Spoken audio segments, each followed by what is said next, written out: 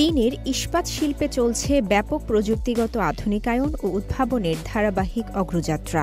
দেশটির ইস্পাত উৎপাদকরা বিশ্বের সবচেয়ে পাতলা ও সূক্ষ্ম ইস্পাত উৎপাদনে সাফল্য অর্জন করে নতুন নতুন প্রয়োগ ক্ষেত্রের দুয়ার খুলেছে। পাশাপাশি উদ্ভাবনী কৌশল ও পরিবেশ বান্ধব প্রযুক্তির মাধ্যমে তারা শিল্পের টেকসই প্রবৃদ্ধি ও প্রতিযোগিতামূলক অবস্থান নিশ্চিত করছে। সম্প্রতি এক চীনা ইস্পাত কোম্পানি বিশ্বের সবচেয়ে পাতলা ইস্পাতের বৃহৎ পরিসরে উৎপাদন শুরু করেছে।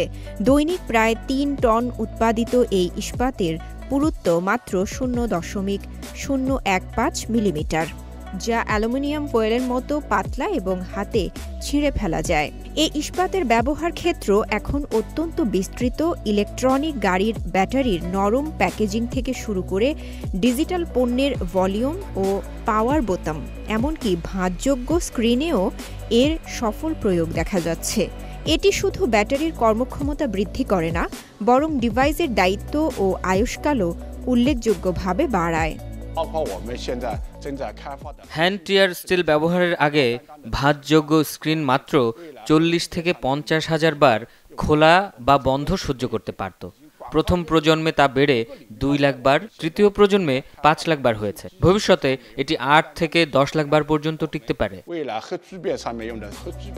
পাতলা ইস্পাত উৎপাদনের পাশাপাশি আরেকটি চীনা প্রতিষ্ঠান বিশ্বের সবচেয়ে ক্ষুদ্র ইস্পাত তৈরিতেও সাফল্য অর্জন করেছে, যার কণার ব্যাস সর্বোচ্চ মাত্র 500 মাইক্রন।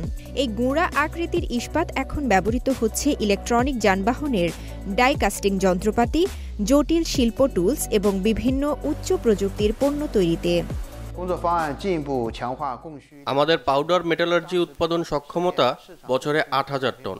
এটি মানব সদৃশ্য রোবটের জন্য উচ্চমানের বেয়ারিং স্টিল, জটিল যন্ত্রাংশ, এমনকি ভবিষ্যতে নিউক্লিয়ার ফিউশন প্রযুক্তিতেও ব্যবহৃত হচ্ছে।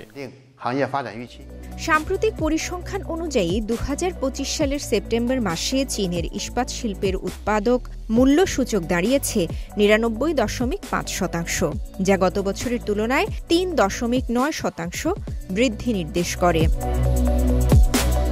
চীনা কর্তৃপক্ষ সেপ্টেম্বর মাসে ইস্পাত শিল্পের স্থিতিশীল কার্যক্রম ও কাঠামোগত উন্নয়নের জন্য নতুন পরিকল্পনা প্রকাশ করেছে।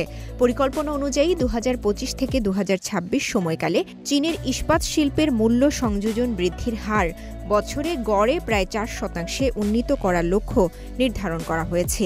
একই সঙ্গে অর্থনৈতিক কর্মক্ষমতা বৃদ্ধি, বাজারে সরবরাহ ও চাহিদার ভারসাম্য রক্ষা এবং শিল্প কাঠামোর আরও আধুনিক ও দক্ষ রূপায়ণের উপর বিশেষ গুরুত্ব দেওয়া হয়েছে।